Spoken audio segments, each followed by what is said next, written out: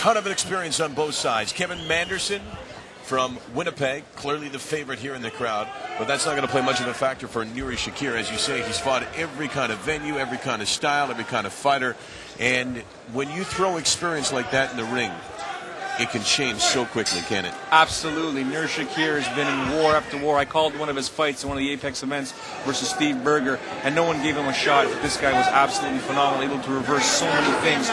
He was able to reverse throws in midair. His striking was great. What does that mean, reverse a throw? A guy goes for like a hip throw, and boom, he's able to reverse it and turn it into a trip.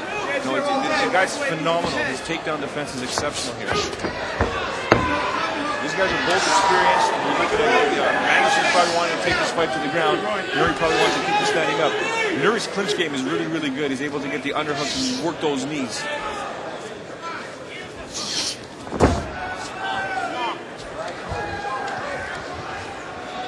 And these guys are feeling each other out. It's not like they're just hugging over here.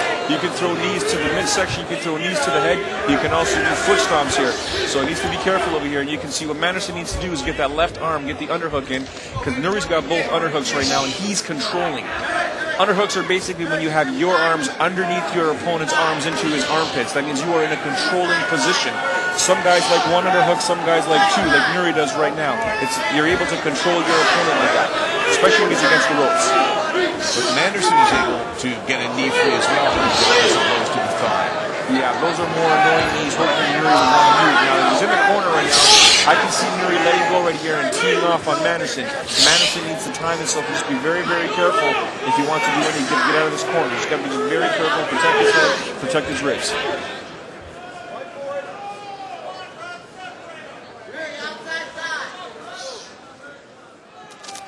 So what Nuri's doing here is he's getting points here. He's continuing to work. He's controlling Manderson at the same time, using a few knees here and there, which look good in the eyes of the judges. So what I say is going to let go and tee off. Nice jump knee there by Nuri Shakir. Shakir's knees have been vicious, and he gets them off really quickly. Absolutely, Michael. Good call. You can see how fast he gets it from the ground straight up. He just needs the target and takes it from there. As you see there, Manderson's trying to get that throw or that takedown, and it's Nuri that gets the takedown.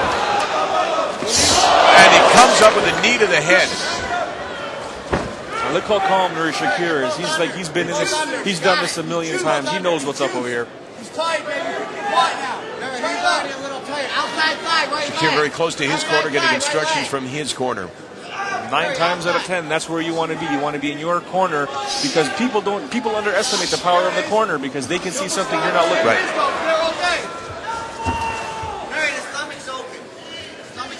Right there, you could hear the warning saying, stomach's open, stomach's open.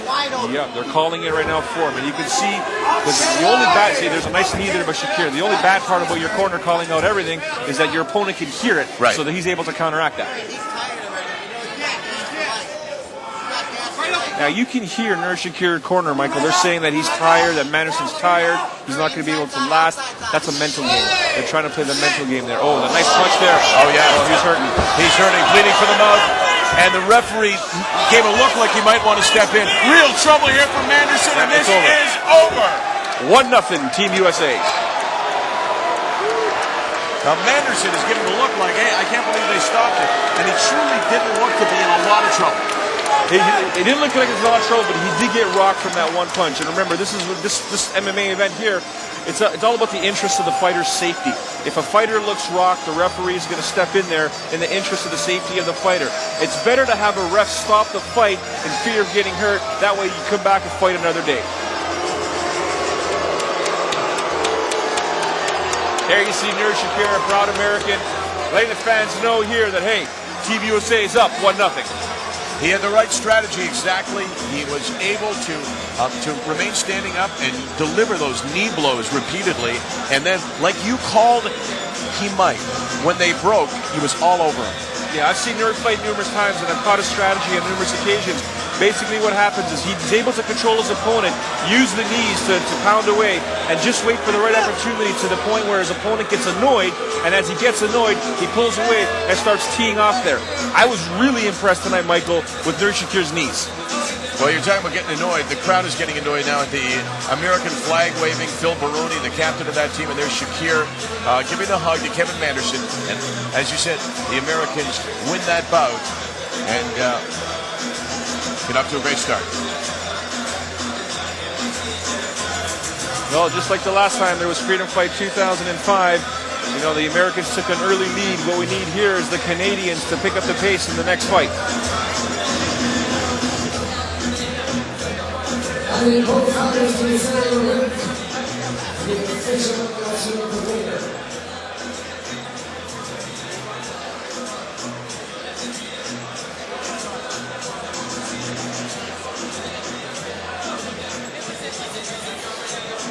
How do you go up 3-0 and lose 4-3?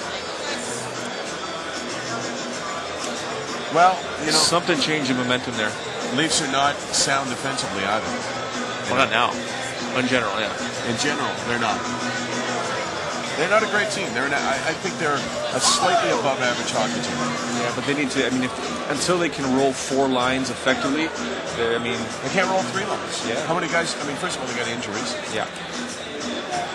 When Wade Belak is on your checking line, The referee has called us down to this bout at 3 minutes and 21 seconds of round number 1. And your winner by technical knockout, give it up for the shark, Nuri Shakir! Team Los Angeles, 1-0.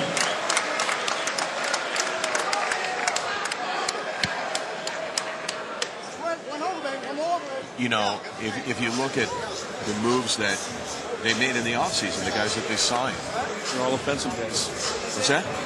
All offensive guys. The risk with Allison and Lindros. Right. Well, and you know, they traded for O'Neill, and O'Neill's a bust totally. He's a total failure.